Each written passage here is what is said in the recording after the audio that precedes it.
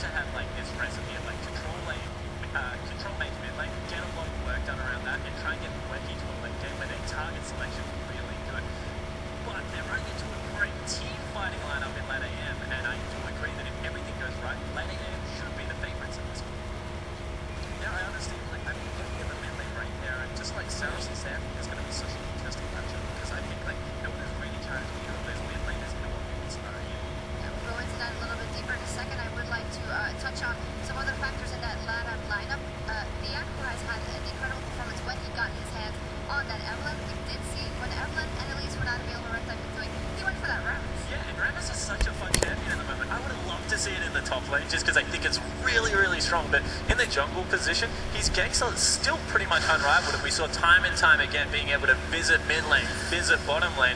You clear the jungle so quickly, and then you just go gank someone, and you can see tying people up under turrets, being able to be this nuisance. Late game, you're still a brick wall and a tank in an AD carry heavy meta, and TINH just played it very well. I have to agree with you. When it comes to Rammus, perfectly with the last Whisper nerf as well. Only to bonus armor makes Rammus a menace on the Rift. But someone that I want to highlight, probably my favorite player in this game, has to be Seiya. Because to me, like we talked about how Elior is the captain, but to me, I make you the new captain. Seiya, you're the new captain. That makes me the admiral, I guess, in a way, or the general. I'm sure they'll be listening to you. Sure. I hope not. But then again, Seiya picks these champions that require a lot of coordination. The Cannon, of course the Lissandra as well. Riven. The Riven as well, somehow magically, which I don't consider an engage champion at all, but he keeps landing those beautiful engages, which keeps winning them fights. Well, I know Pulse was also raving about Seros, Cassiopeia, Gangplank, Zillion, and Ryze versus a champion pool of Lissandra, Cannon, and Riven so far this year.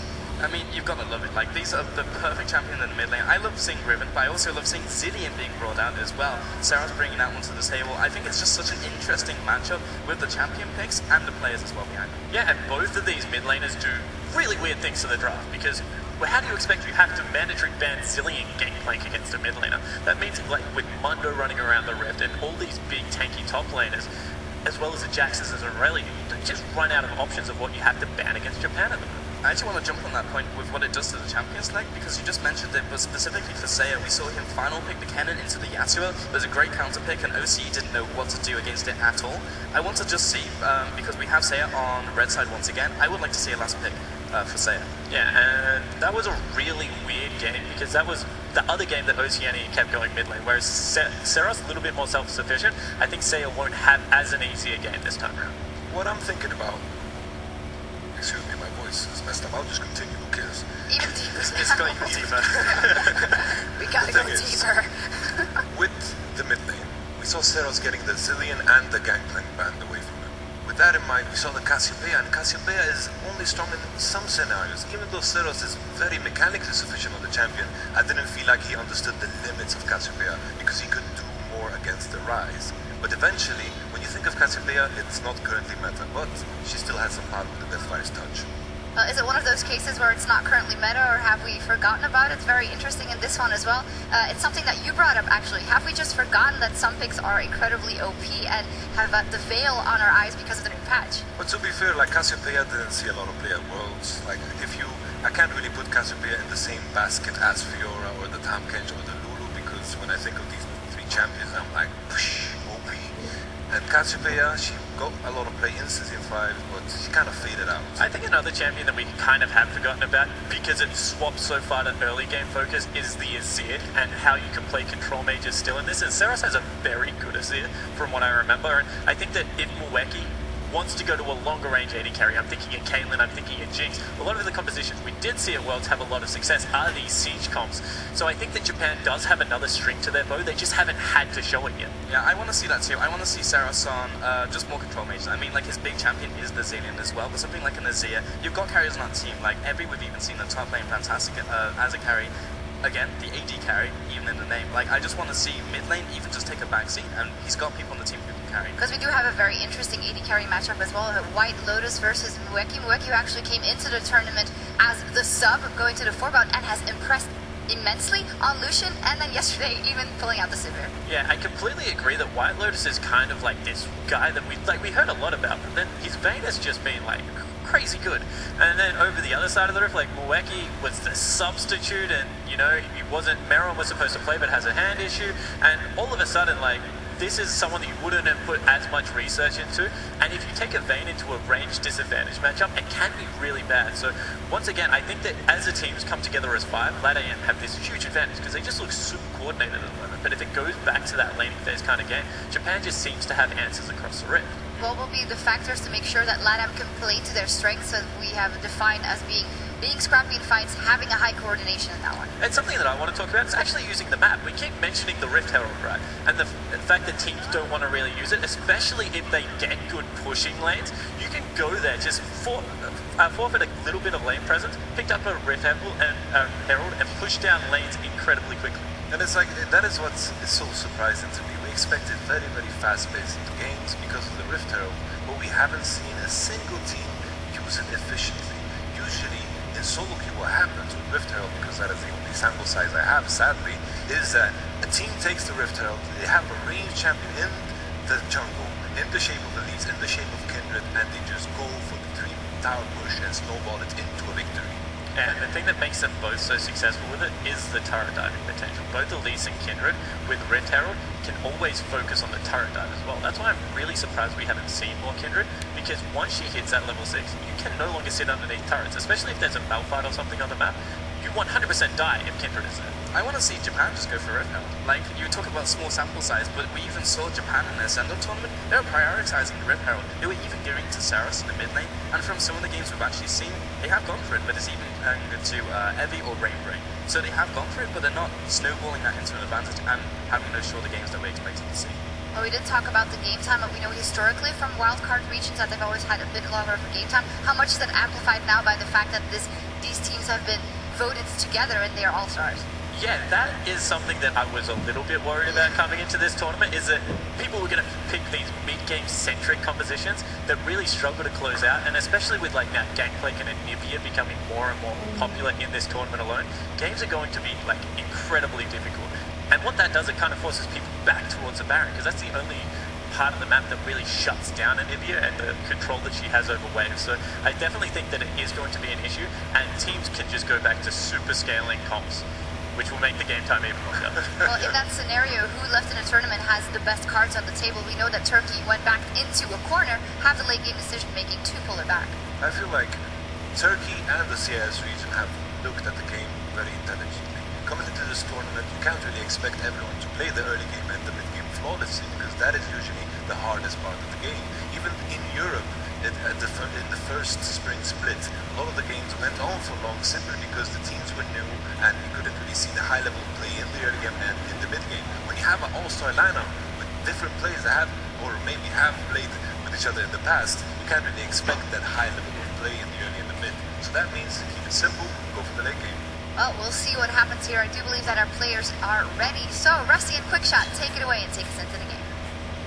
Thank you very much, Sharks, and thank you very much, Sharks. And I definitely want to hit on the point that Yamato was saying in the spring split and the summer split. Rocket gave us hundreds and hundreds of slow-paced games, not really showing us that high quality of teamwork and strategy, because Rocket games always took 50 minutes. Now that my personal rant is over, we're about to jump into pick some bans. White Lotus Vayne, Seros on Zillion, Jax for both top laners, Helior as well as Evi. They played it. How on earth do you ban in this matchup? The question again, they've seen bans on Zillion and Gangplank against this Japanese side, which does leave open the Jax, as you've mentioned, and Evi is also very good at Aurelia. Two of the champions that in this current patch, if they get a Guinzu's Rageblade, are just disgusting. Like, what do you actually ban? You have to get rid of the strongest champion and understand that the other player will be something strong, but you pick for that, to either survive the lane or win the lane and take the risk that you lose the late games. Take the risk. Yeah. Well, that's what these teams are going to have to do. They're both 2-2. As the analyst desk has alluded to, both teams started very well yesterday. LJL beat Southeast Asia with their Jax into Tom Kench. You can argue maybe that was SEA picking the Tom inappropriately, but LATAM destroyed Oceania yesterday in their first game. Unfortunately, both teams then lost their second, so they now need to bounce back from defeats and straight out the gate. Valuing the GP as #1 ban against Seros. I definitely would expect a Zillion to follow that ban as well, based off just how overpowering Seros can feel and how long he can prolong a game on all of these champions that actually have circle-based skill shots. He tried yesterday to change his champion pool to add another dimension with the rise and throw out spheres instead of circles, and that's the game that they actually lost in. So going back to the circles, we'll probably see from this mid lane. And of course, with Malphite banned out, maybe that sets us up for a Rageblade using top lane. Malphite's been picked into it. And when LATAM lost to Turkey yesterday, it was because of a Malphite engage that really punished them. So one ban left for LJL. What will it be? We're looking at an Aurelia if you had to make a guess, but Kindred, of course, very strong in that jungle. It does leave open the Aurelia that we were mentioning though, and if you're getting rid of the Malphite, which is what this Latin American side did, they can afford to go a Rage Blade user and just destroy lane. Let's see if they feel the same way. Misfortune's still available. As far as the priority picks, Rek'Sai in the jungle with Elise gone. Gragas has been used by Rainbrain. And, Rainbrain is a jungler and stepped up, and of course, completely forgot about Mundo. Rainbrain also used that champion in game 2, day 1. Yes, and they had a very good game with that one. So Mundo smartly taken off the board. We didn't see success with it last game, actually ruining the win-loss ratio of that Mundo. Soraka's another champion that I honestly think needs to be picked with the Mundo, but nobody has really gone for that yet. In fact, the only team to address it is Brazil with bans. How do you plan on winning with a Mundo Soraka? By not dying. Yeah, but you're going to be playing for 12 years. But it's genius. Like, they'll concede one way or another, right? Out-sustained. Stress, I think, is going to get on a little bit of a high horse today when it comes to Stressy Soraka. will be fine. Stressy Fu did say that Soraka was somewhat overrated coming into this tournament, and we've not seen her show through yet.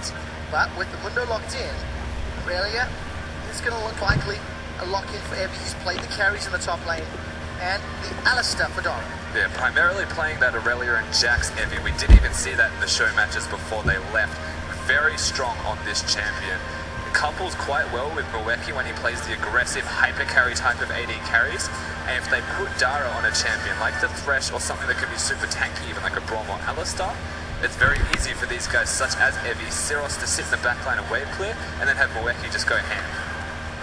Go ham, that would be the option. White Lotus will also have to decide what he wants to play. Lucian is up, he's run that as well. Has run the Vayne a number of times, but there's the answer, isn't it? Seiya just kind of flaunting He knows. that they use for success. So will it be the Braum in that support role? Not reveal your solo lanes? Smart. It would be very smart to go for a support here. If you're going for a mid, you'd be revealing way too much, and of course, the LJL do have that last pick, and they've already gone for their top lane. Now Syros, no rises up and available. He's tried that before, tried the Cassiopeia, along with the GP and the Zillion bans. Which direction does he go? He may even go for the Varus path again. He did only play in the 1v1 to be fair, but he mentioned afterwards in the interview that he likes the line skill shots, as well as the circle-based ones, which we have seen that he is very good at. So it wouldn't be a surprise if he goes for a poke-based champion or primarily a zone control-based champion, because that is what he genuinely excels at. And Varus, if you pop down the ultimate, does actually control zones. I don't like about the poke-based champions is Mundo's just going to be able to regen through it, so there is an inherent risk if you go that rate. Rainbrain and Moeki looking to lock their champions and leave the counter pick for Syros in the mid lane, and we are going to see Rek'Sai over Gragas, so another safe, secure vision-based champion. And the Japanese squad's got a lot of skirmish, fair bit of engage, but they just want to go forward. They do. They definitely want to go forward. And it's interesting that the Latin American side also picked Thresh into the Alistar, which Yamato Cannon has openly professed the Alistar does very well in that matchup. So actually a very good bot lane from this LJL side in terms of the 2v2, on the assumption that White Lotus doesn't just destroy everything in his path with Lucian and connect all of the Qs. So many assumptions. There is a lot, yeah. Well, it is the truth. We have to figure out how this works out. Seiya's going to get his hands on the Iceberg.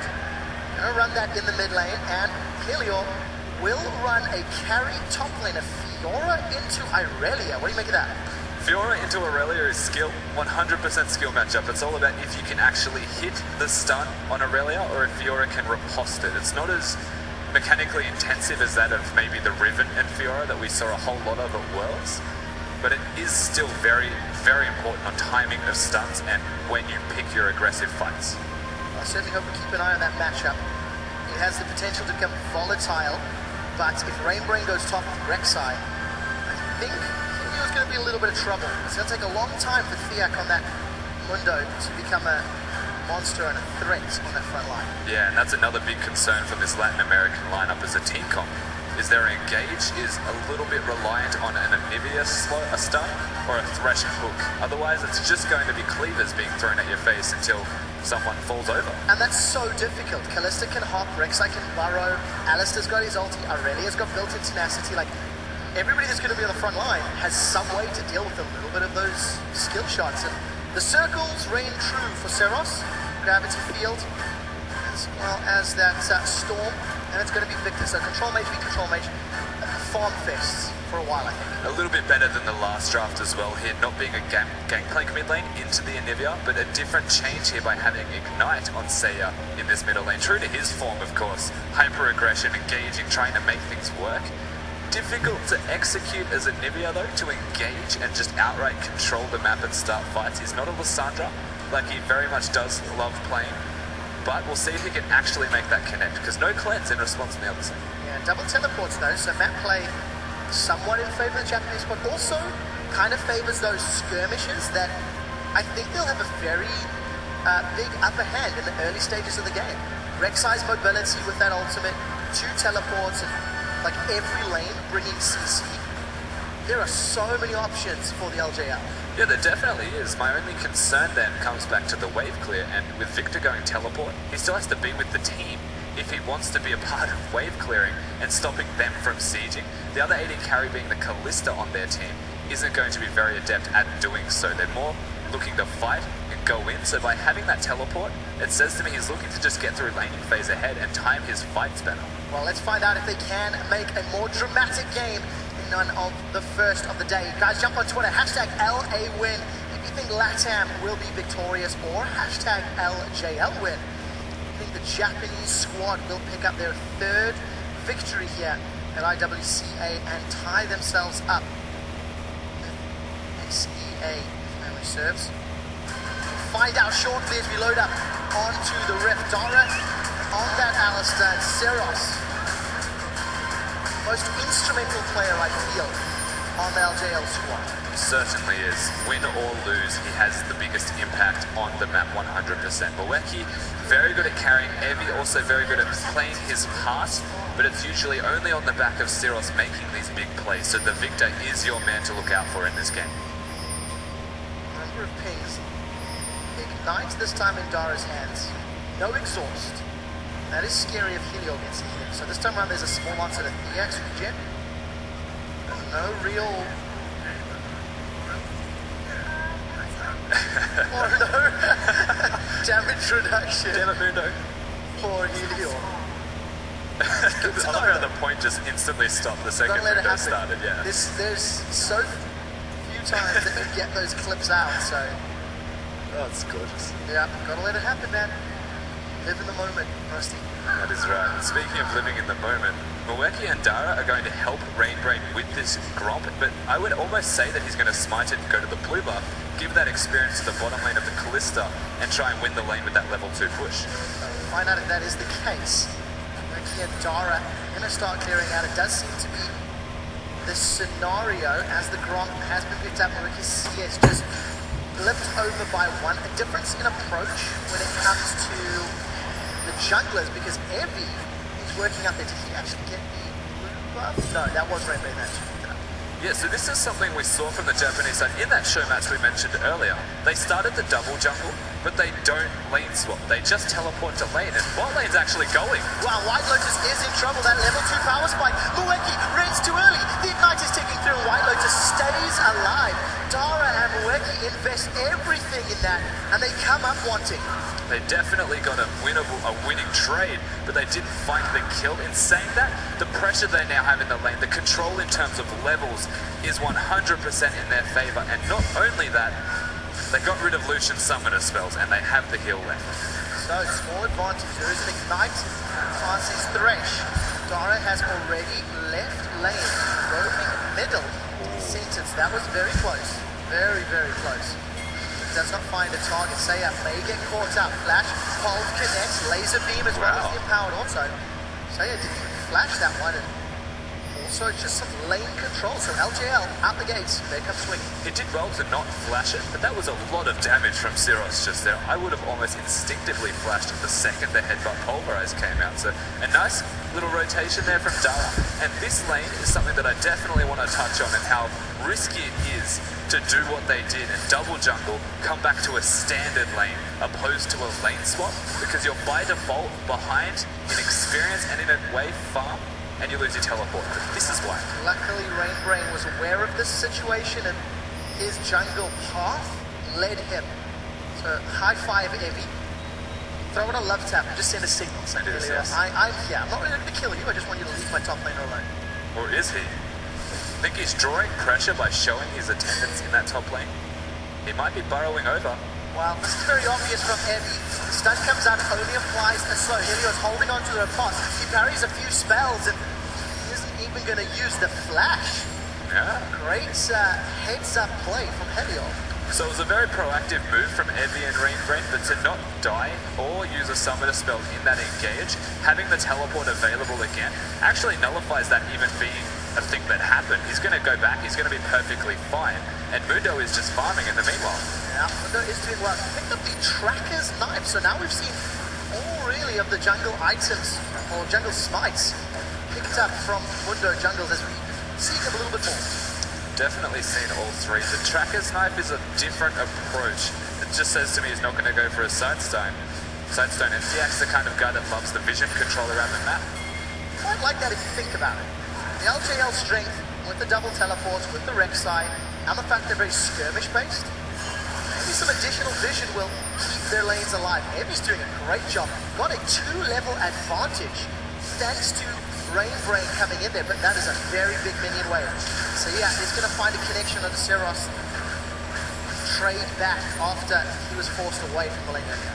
Yeah, 35 to 20 CS, even with the minions going there. Evie doesn't have the teleport as well, so this will even out a little bit more. In saying that, we do know what he's going to go for as a first item, and is now so far ahead in lane that he is well and truly on the way to that, and it shouldn't be an issue to go straight from the blasting one to the item.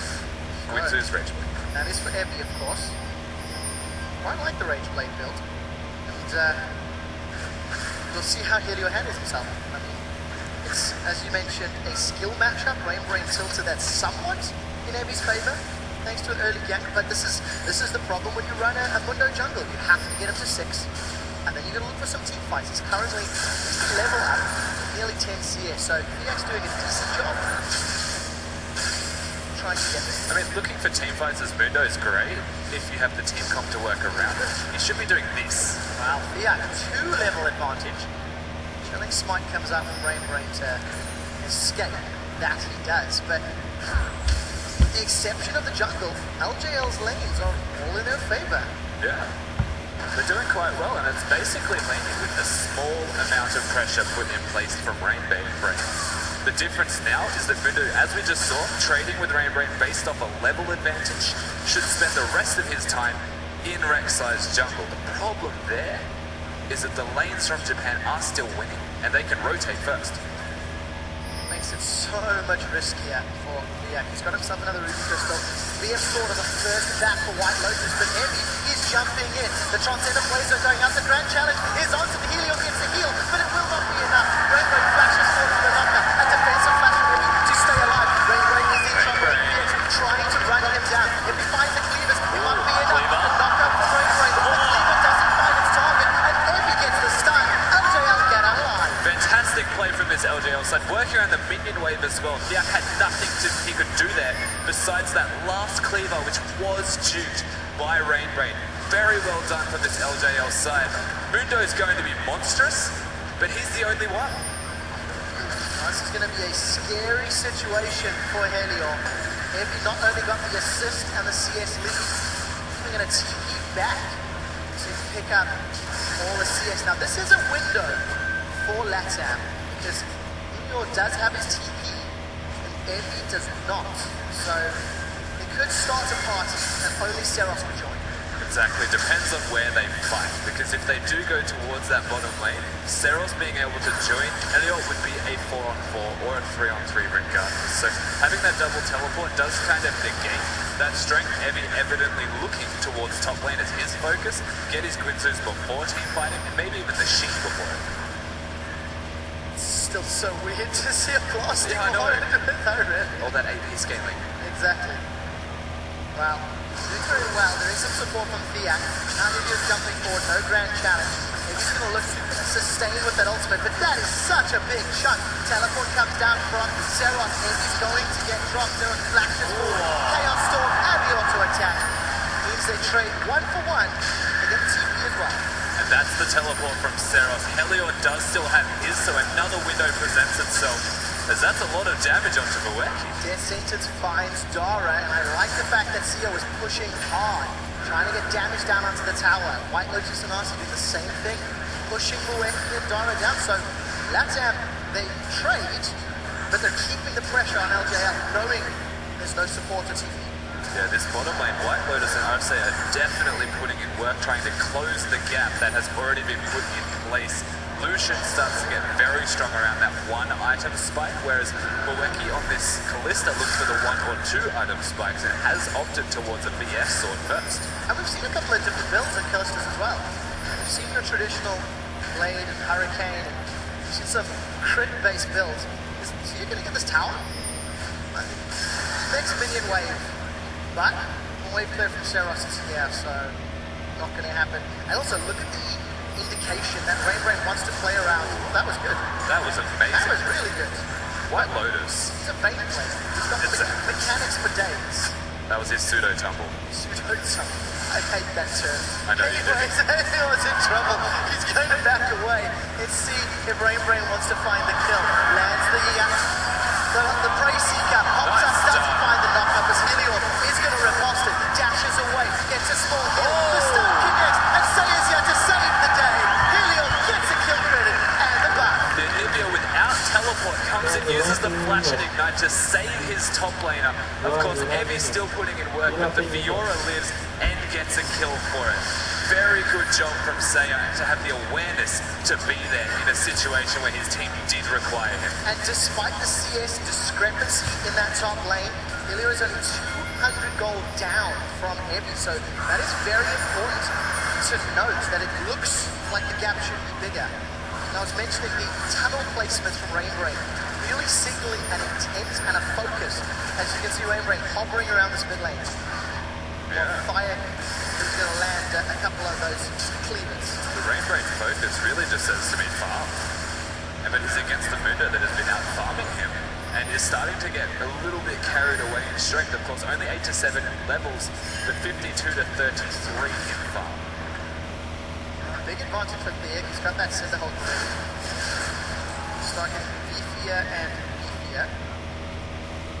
So we see him roaming around the top. Now there is a potential for a dive here. Window could tank a long time. We know that the teleport from Seros will be down for a few minutes longer. They know the Rainbrain is where he is right now. They're moving towards him. They've picked 3 times already. Rain's going to tunnel away. Even smites the Raptor. He's in range. This is a 3v2, so if Seros or Rainbrain misstep, there's going to be opportunity for Arcee to land a death sentence every time he jumped on. Helior is 1 vital away from winning that challenge. That's a good sign again that the Fiora is trading with Irelia, but I believe the Rage Blade is about to get picked up, and this swings the power balance, I feel, back in Evi's favor. If a trade is prolonged and the Aurelia is allowed even through a minion wave to get to the 10 stacks on that Quinzu's Rage Blade, that will be a very overpowering Aurelia in Evi's hands. Helior has been picking his fights, and that's a nice hook. Death Sentence connects, and Mueki is down. White just gets caught up by Dara, and Dara's looking for the kill. Rainbrain should be able to finish this one off. Chilling Smite comes up. Rainbrain chases. He's got the dash. There is a flash available. Decides not to use it. White Lotus is in full retreat. Prey Seeker does not connect. Dara sets it up, and Evi will be donated the kill. Dara actually getting pulled in by the Kalista as his dying wish. Hits the knockup from the Kalista ultimate, then pulverizes and puts this Lucian into the worst position, and Arcee's caught. Oh, double knockup. Rainbrain and Dara, they hold him in place. They don't have the greatest amount of damage, and here comes Thaya. He's going to throw the cleavers up. Dara does still have access to Unbreakable Will, and he will use that ability to escape safely. Evi invested the TP, got the kill, first of the game for him. Between an Allstar and a Rek'Sai, their chances of getting a kill by themselves is slim to none. Very good pressure that they're now placing down on the map. They push the threat out and has to make him recall. It does give them some respite to work around that Dragon Vision, put some control there, and let Evi go back towards that top lane. So let's see how Evi does now. Phage and 2 longswords picked up for Helior. Versus, of course, that Rage Blade.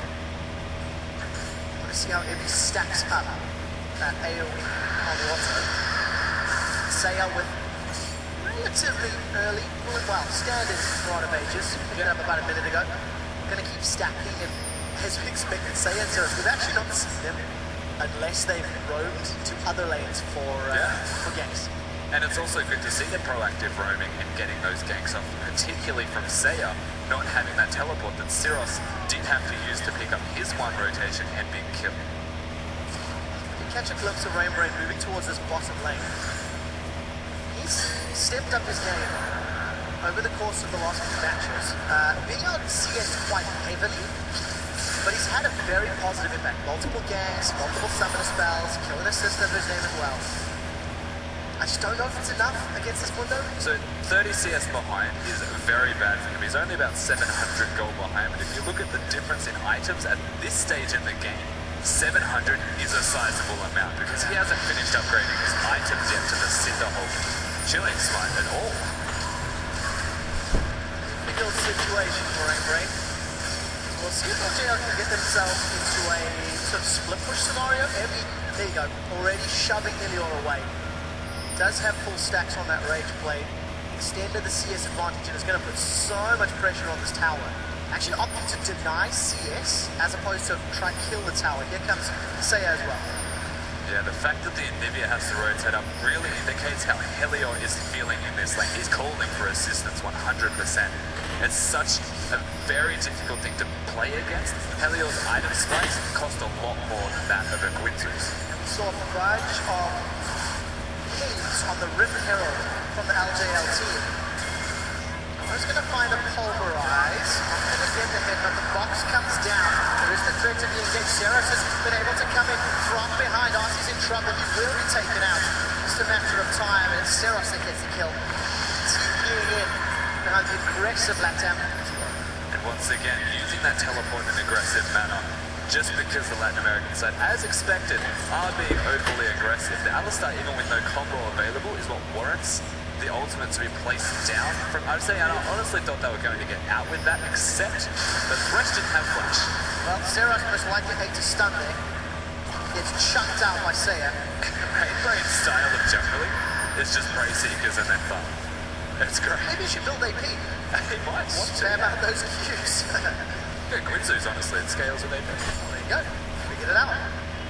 Next level OP. We'll speak to Pulse. I'm sure he will have some thoughts. Maybe he's even tested it. No doubt. Those hype train players. Was it Quinzus only? Yes, pretty much. Like, he builds it on everything. Well, to be fair, you can buy a Quinzus and then not buy anything else you can and still be strong. Drives me up the wall playing with him because he only wants to build Quinzus. So, doesn't matter the champion. Alright, Arcee's moved his way up top. Jerome is left White Lotus alone down bottom. And both teams anticipating the play. You can see how many members are moving up top. Ceres has now decided to peel away as Latam have got some support. They're being 2v3.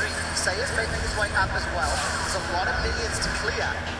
So there is a very real dive thing, especially with Liang and that ultimate. They're going to look for some pressure. Dara with a very big impact.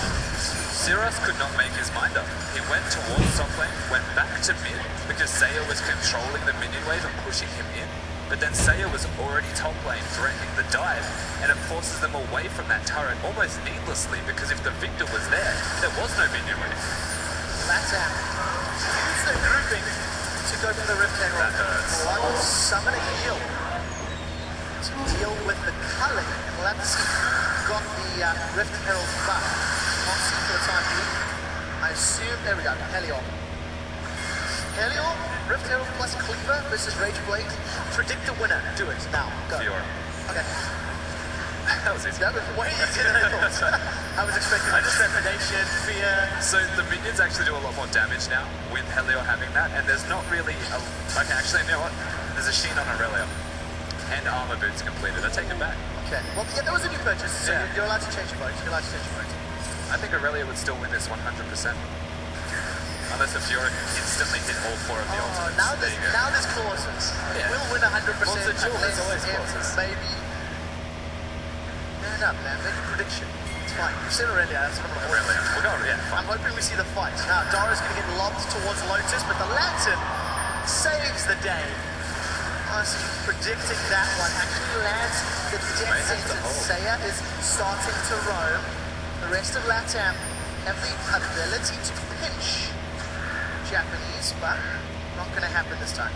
Fiora's still sitting in that top lane also. Evie walked down to try and catch them out, so he has to take a very long transit back towards that top lane, which gives the Latin American side enough time to not only utilize the Rift Herald, but to push the bottom lane turret. Here they go. Well, here's the duel. Evie is going to be challenged. Helios looking to pop it. He just gets... I'll claim that I was right there with the prediction. You know what? You've earned it fair and square. I'm just so thankful the players actually gave us the straight up 1v1. Helios just hit tab and gone, oh, God, we have shoes. This is going to allow LATAM to get their Dragon. So, a kill for Dragon, probably worth it if we're 20 minutes in. It'll give a lot of stats that will continue to scale as the game plays out. Yeah, definitely worth it. Of course, a lot of damage was still placed on that top lane turret, so they've got a lot of pressure from that, this Latin American side. Saying that the Aurelia getting that kill will be a bit of extra money in the pocket for him, and he will start to do a lot more work in this 1v1 as if it wasn't enough already. Terrifying. Absolutely terrifying. Once Evie gets that Trinity Force completed, hopefully Trinity Force. Because we saw, was it Lep that went for the Frozen Fist? Yes, it was. No, do not do that. Do not do that. We'll find out. You can do it against the guys that stack entirely physical damage. It scales with armor, the slow amount or the slow radius. Yeah, but now you've got a Dr. Mundo and an Olivia to deal with. Yes, I'm not saying in this game. I'm calling not worth. I'm calling not worth. Definitely not. Okay. Gromp was being tagged over the wall by Moeki, but unable to kill it. Makes some changes to Gromp. Sees it. Seiya, you know what? We've not seen this guy. We've not seen Seiya a lot. Got that rod almost fully stacked. Still marginally behind in CS. Is he literally going to be away from their bot? Yeah, that's entirely what he's going to do. It's what his team required. They've got Illusion to do that to an extent, but there is no way for LJL to push into turrets if there's an Anivia there. He's going to scale very well into the late game, and it's essentially what they're going to look for. It's not going to be COG EU levels, but it is still a necessity to have that wave clear. So let's find out if they can steal this red buff. The stun does connect onto Rainbrain. He's able to smite that away, so that's a resource denied from, I think it was Evie that was looking to pick that up most likely. I mean, the beauty behind that even though was that Seros was there. Yeah. He's there to help take the red buff of all things and pressure out the and the rest of this Latin American side. They are on point with their rotations, and we've seen that from his teleports and even that. Well, there's a teleport coming in the middle lane. Dara's looking for White Lotus. He's got the Unbreakable Will down. White Lotus is trying to spam the damage up. Envy has found him. The Transcender Blades and Rage Blade will get a kill. But Thea throws the ukulele and sends him singing to his death. Seiya's going to get egged. It's egg Benedict is what they're looking for. Rainbrain knocks him down. Thea finds himself a double kill. As you can look those, Dara finds out. Seros as well as Moeki trying to do the damage. The death sentence finds no one. A 2-for-2. And no Helior to speak of in the majority of that fight. He only came in at the end just to stop the fight from happening.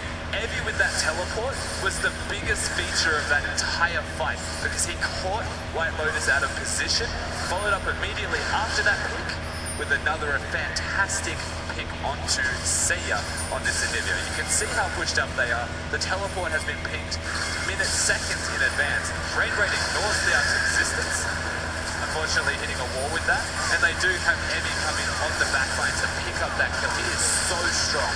Does go down. The Arc gets a double kill in this, but Seiya is just fried egg at this stage. He's going to go down very quickly. This is a terrifying call for the LJL. In a 5v4, to only come out even now.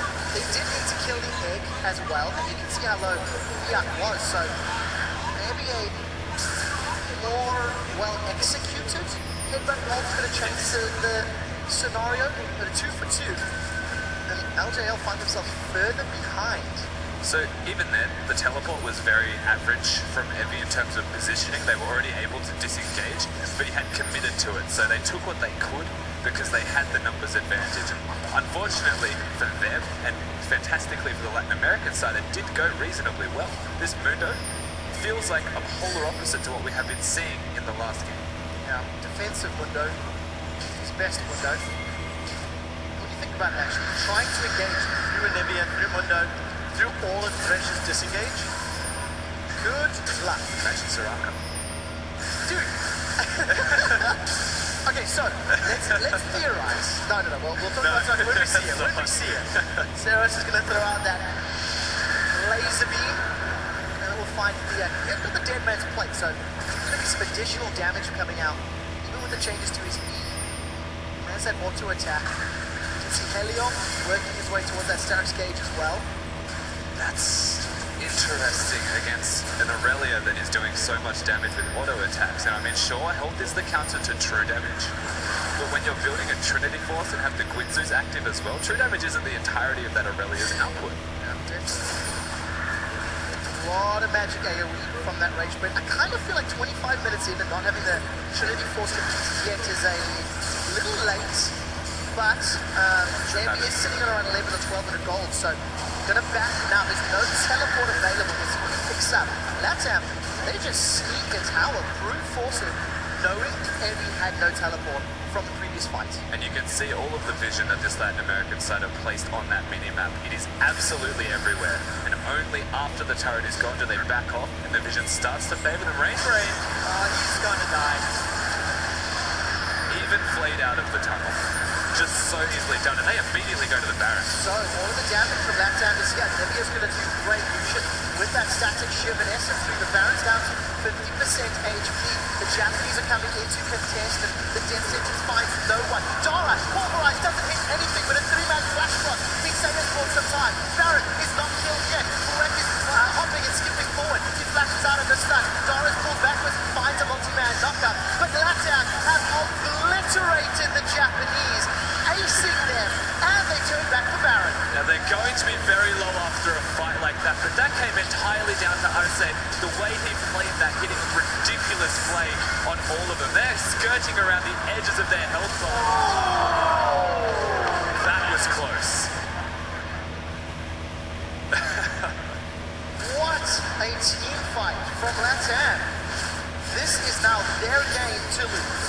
This engage from Dara literally pulverizes the ground and misses everything. That is the moment where this Latin American side can win the fight. I'd say did hit that 3-man flash, and Seiya using the wall and the lack of vision that the LJL side had there to hit a stun onto the important members of this Japanese side. So many small determining features of these fights is what is separating Latin America from the Japanese team. Great play from Latam. Reactive, defensive, but very smart map play. That Baron led from the vision, led from the tower, which led from realizing Evie didn't have teleport. You know the best part is how many scrying orbs LJL placed in the middle of the Baron being done. They literally have 4 scrying orbs and a single sweeping lens.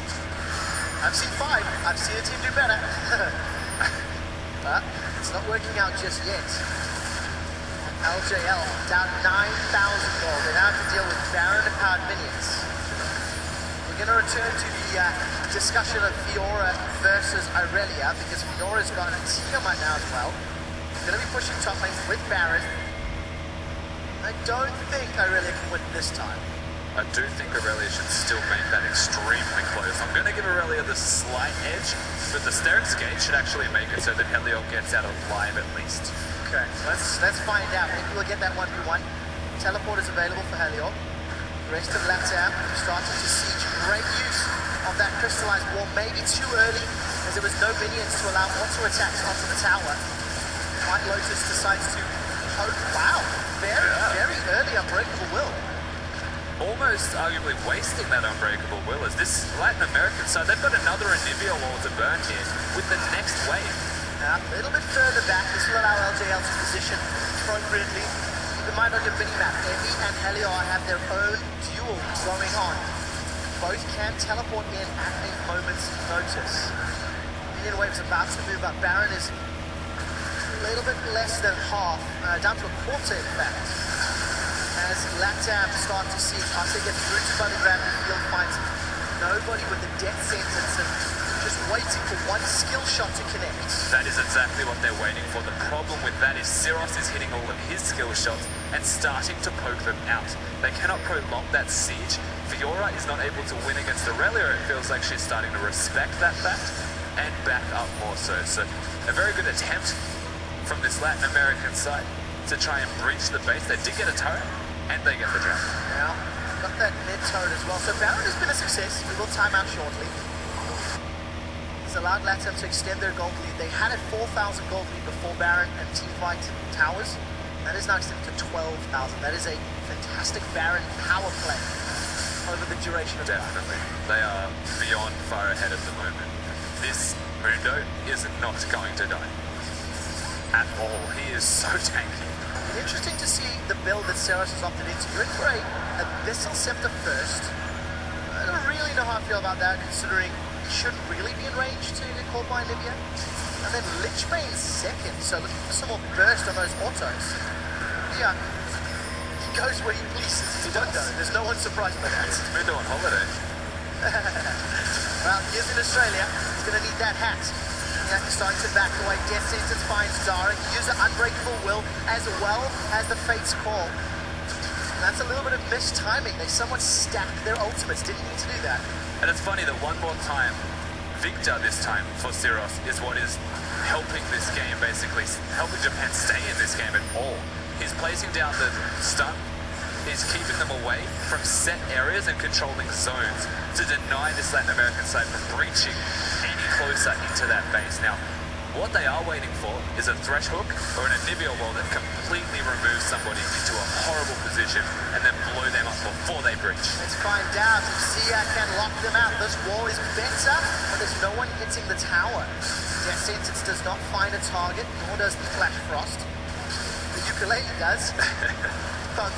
So yeah, now move to support the minions in the bottom. It's just a seasonal fight. But look at the minion wave. LJL, bottom lane is pushing in their favor. That's exactly right. And they do have the teleport for this Fiora, but he needs to stay top lane. Otherwise Aurelio is going to push that one out. And this is all just a big back and forth battle. They're poking it down though. The turrets with every single wave are getting lower and lower. Let's see how long it will take. If LATAM will overstep. Dara's got his flash available. Culling is used, and really that was more like a massaging. It didn't do a whole lot. The tickling. Dara does not have anybody to engage under. There's the pings onto the bottom tower. He's going to do a lot of work on that objective. Yeah. In fact, I wouldn't be surprised if they take. Honestly, there are so many there. Let's find out. Minion wave is there? No. Lucian wave clear. White Lotus. I agree with the audience. Woo!